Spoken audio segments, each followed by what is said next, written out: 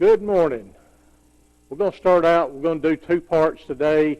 I'm going to do one part to give you some information about our reopening, and then the message will be a separate video. But you need to watch both because there's information included in both, but just want to give you the brass tacks on the reopening. Our deacons met last Sunday, and we've decided to try to reopen on June the 7th. We've been missing everybody, and we've tried to do due diligence in all we've done during these times. I know there's people on both sides of the fence on this, but we as church leaders have to do the best we can to keep our members in good health physically, in good health spiritually, and all the different things. Sometimes, just like parents have to try to watch out for their children and things they do, we're trying to watch out for God's children in all of our decisions. I mean, everybody's got, like I say, they've got different opinions on all this and what we should and shouldn't do. But we as leaders have to try to take in account every member and what they think and feel during these times, and from all the way from one side to the other. And if you're out and about or you talk to people, you know that opinions are greatly divided, and that's part of what the message is going to be on this morning. But, we all have to stick together as a church and do the right things and keep everyone safe, but we still want to get back to worshiping. And, it's going to require us to do church in a different way for a while. We hope we can be back to normal in as short as time as possible, but the best way I can describe this that I've thought about is like driving down the road. If you know where you're going, you can, if you know where you're going, if you're going to Charlotte or Atlanta, you can get on 85 and drive, the speed limit's 65 in most places, but you can drive whatever speed you want to drive. There's people out there driving 45, 55, 65, 75, 85, and even a few's probably hitting 95 going down I-85. And in good conditions, that's all well and good. As long as they can do it safely, and they do it, and most people make it where they're going. There's some that don't, even in the good times. But in the bad times, like we've been going through, the best way I can describe it is driving through a thick fog. If it gets real thick out there and you can't see the hand in front of your face, you can't drive 95 miles an hour safely. You can't drive 65 miles an hour safely. You have to slow down and do what the situation warrants. And sometimes we don't know. And right now we've been trying to navigate our church and churches through the fog. So we've had to slow down a little bit. We've had to take different actions. I mean, in the good times when there's no fog and everything's clear, we know exactly what to do. And one reason I'm describing this as a fog, it is different. I mean, you get so many different opinions, even from some of the experts. There's different opinions, but in the fog, we have to weigh. We don't have time to weigh the opinions all together of what everybody, whether they're right or wrong. We have to make the decision of what we're in at the time. And that's what we've tried to do to keep people safe from what they see and what they know. There's things as leaders. Sometimes there's things that we know that you as a congregation don't know.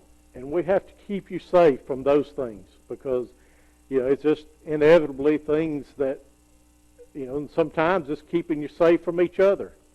And part of the thing with this reopening, if there are those that can't, it makes it harder in the church. Even our governor's not said that we can't have church, but he has give us guidelines and, to go by if we try to do this, and we can ignore all of that. But if we as a church and church leaders, ignore everything that's out there, we set ourselves up for failure. Anybody that wants to say we don't have to do any of this, and there's some that do, if something bad does happen, they're not going to be the ones that has to stand up and answer for what we do. So we're trying to make the best decisions we can to try to keep people safe. In saying that, if you don't feel safe coming back to church on June the 7th, by all means, feel free to stay at home. If you've not been out in crowds, even though it's church, it's still a possibility of someone bringing that disease in here. And if you're compromised with your health, or you're taking care of someone that's compromised with their health, and you feel the need to try to avoid crowds and doing that, by all means do so. God knows you. He knows your heart. He knows your circumstances. And don't let anyone shame you or make you feel that you're not doing God's will by staying at home. Because God gives us a brain to use to make our own decisions. Only we, each one of you out there individually, your own circumstances and so forth. Everybody else may know some of it, but they may not know the totality of it, so they can't make the decisions for you. You have to make your own decisions, and we as Christians need to accept and not ridicule our brothers and sisters for the decisions they make. We're all in this together. We've been in it together in the past, and we need to continue to do so in the future, however it warrants. In getting back to our services, to start with, we're going to have 2 worship services. One at 9:15. We're backing up a little bit, the 8:45 to 9:15, and then we'll have 11 a.m. worship. We'll only have 2 worship services. There'll be no Sunday school, no children's church, no choir. Some things will be a little bit different, but both services will be the same. We'll have special music and messages and all in both services. Won't be a choir in either service. Before we've had no choir in the early service and choir in the second service. But until we feel safe to do so for everyone's health and all, we won't have choir. So, it will be a little different, but at least we'll be able to get started getting back together. When we come back, we're going to ask, everyone, our members should have got a letter stating all of these things that I'm telling this morning, and probably a few more. But if you didn't get a letter, it means we probably don't have the correct address for you. So you need to call Miss Ann at the church office and let her know your address and that you didn't get a letter, so we can try to get those out to you. But when we start back at 9:15 and 11, we need everyone to let us know which service you want to come to, either by telephone, by email to Miss Ann, or by phone to Miss Ann. You can send a letter to the church address, 745 Wolf Creek Road, Pickens, South Carolina, 29671. But when you do this, we want you to pray about it. But one of the problems for us getting open back up, and it's a good problem, but it's the number of people that we have for the facilities that we have. At least one church I know, they're only going to allow 20% of their occupancy to be in the main sanctuary. When they reach 20%, then they're going to do to another overflow area. And when they reach 20% in that overflow area, because it's hard to set numbers because of the way people will have to come in and do. So we're going to try to get all that we can under the social distancing guidelines to try to make everyone safe in this sanctuary. once we reach the capacity, then we will try to move into overflow areas. So, we're still, and that's part of the delay. We had some lightning strikes up here, and it's took out some of our equipment, and we're trying to get it fixed. Not just as simple as going and doing it, because some of our equipment is older and it's not available right now. So we're having to, I've got it all sourced, and most of it should be here, all of it next week. But, it's just hurdles that we're having to go through and get these things done. But in doing that, we need all of you to respond, as I was saying, to our church secretary, Miss Ann, and let her know whether you prefer to come to the 9:15 service, the 11 a.m. service, or if you can be real flexible and come to either, just tell her either, because we're going to need either's. Because if everybody tries to come to one service, then we're going to run out of overflow space at trying to do the social distancing. Because in a normal Sunday, at least in the second service, the sanctuary is almost full. So trying to get, cutting the capacity to half or even less is going to be difficult. So, we just ask for you flexibility in doing this, and, giving us the chance, if you can come to either service, to try to put you where we need to get you. You can give her, even if you do the either, you can give her your preference, and then we will try to do that. But, just be flexible. It's one of the sayings we have in Family Promise.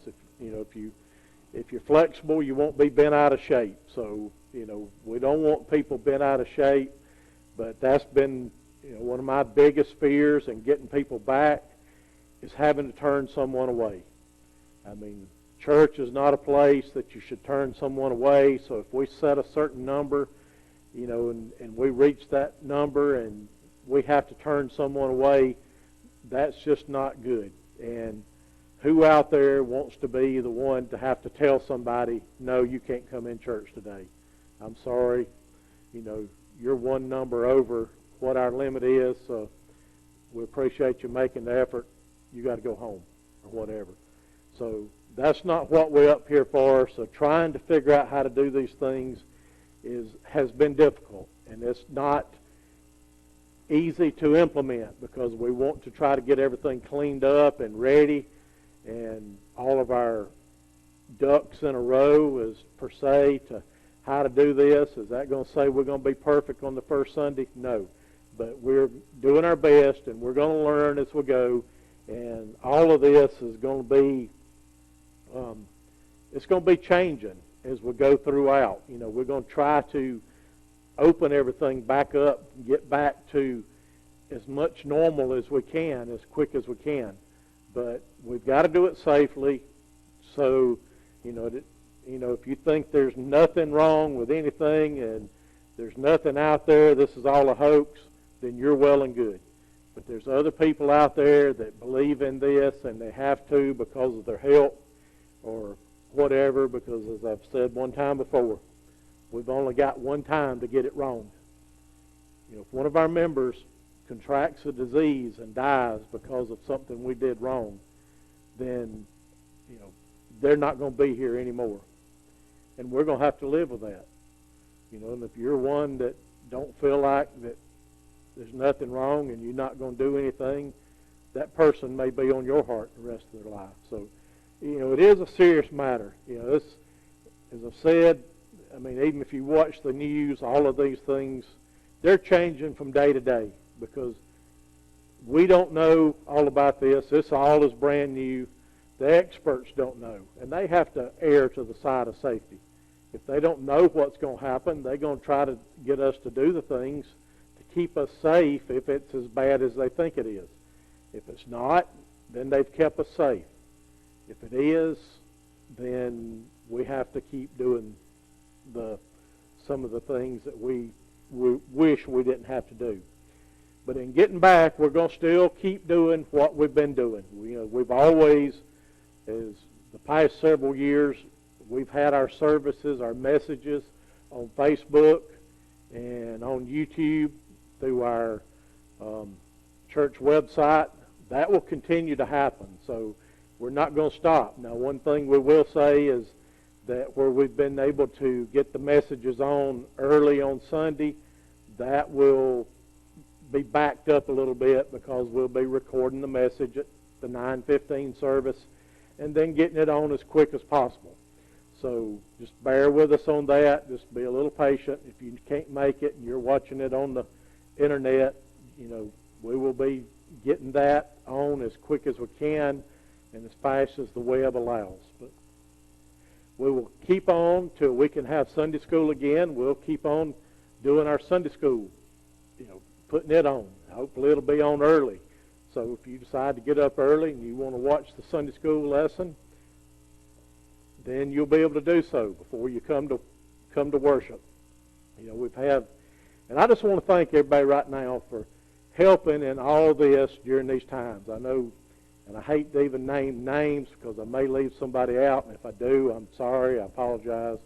But, Joe Vaughn, he's been coming diligently and recording and putting it on Facebook and on our internet. Scott Childs, he's been sharing the preaching duties with me.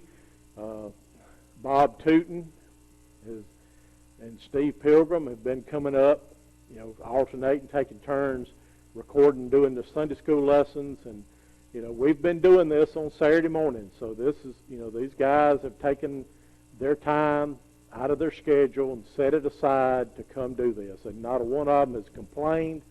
They've all come and willing to do that and more. I had Cole Seaburn to do the Wednesday night this past week. I appreciate him for doing that. We've got our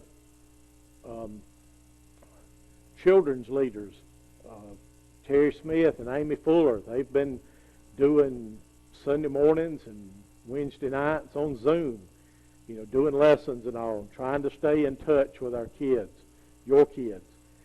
Appreciate them. We've got Chad Trotter's been doing Zoom for the youth, trying to put something out there for them and staying in touch with them, trying to keep them together in these times as best we can. We've got others that's just calling and sharing, and we appreciate all of that. And we do have CDs and DVDs available. We've been sending CDs and DVDs out to our shut-ins, so and that'll all continue regardless of what's happening in the future. But naturally, if we get back in Sunday school, they won't be doing Zoom then. But we're trying to get back to a normal, but we're just going to have to do it in steps. We're going to have to do it in phases, ease back into it. We appreciate your patience. As we come back, those, like I say, if you feel comfortable coming back, let Miss Ann know so we can try to get it to where we can get the most people here into the sanctuary. And then as we have to, if the doors are open 30 minutes before the service. So if you want, if it's a priority for you to be in the sanctuary, it's going to be first come, first serve. So get here early, but like I say, 30 minutes before the service, we'll open the doors. We do want you to social distance. Everyone, with the exception of anybody that needs to use our lift to get in, will need to come through the front doors, the doors at the front of the church. All the other doors will be locked until they need to be open. Like I say, if you need to use the lift, you can come through the side door. We'll have people there to monitor that. But, keep your social distances. When you get in, every other pew is going to be blocked off. Respect that. Don't try to bend the rules. We would rather you respect it. We don't feel like we should have to call anyone down. We don't want to do that, but respect the rule, the guidelines we're putting out there, and we'll get rid of them as quick as we can. Now, when you come in, we ask that all families sit together, on a pew. Don't take the barrier down and move into the pew behind. Skip the pew, stay in the pews that's open. But if you're a family household, or you stay together all the time, or you do things together all the time, you can sit together. Not every family member has to be 6 foot apart. We ask during these times that your household units sit together, because that way we can get more people in here. With our pews the way they are, if it's an individual and they have to social distance, we're only going to get 3 people on a pew. But if you got a family of 10 or a family of 12, we can get all of you on one pew and get more people in here. So, just thinking about that way, you see the difficulty in what we're trying to do. But, we will, and when we leave, we'll be going out our side doors over here, the ones that exit to the parking lots.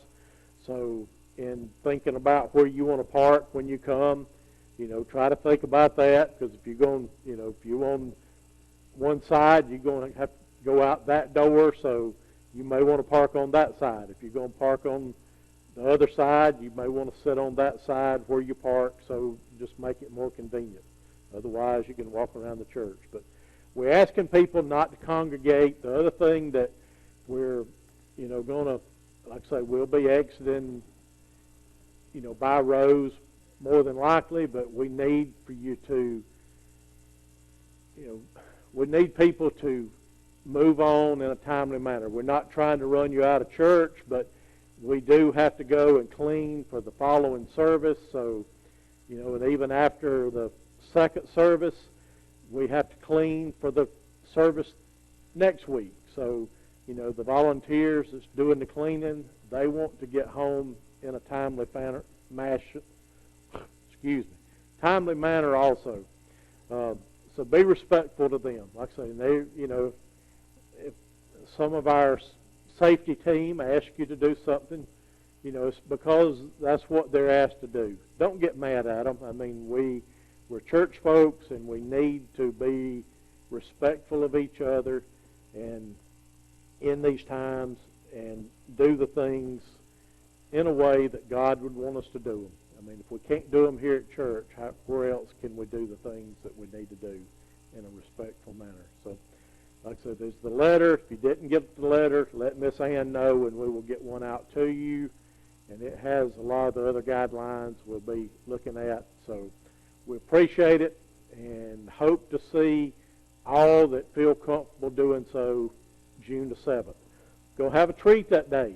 Reverend Bobby Caldwell, that was with us in the past, he's going to be here to do that message, those messages on Sunday mornings. I know I'm looking forward to hearing him and what he has to say, and I hope we can all get back and just have a joyous day in the Lord.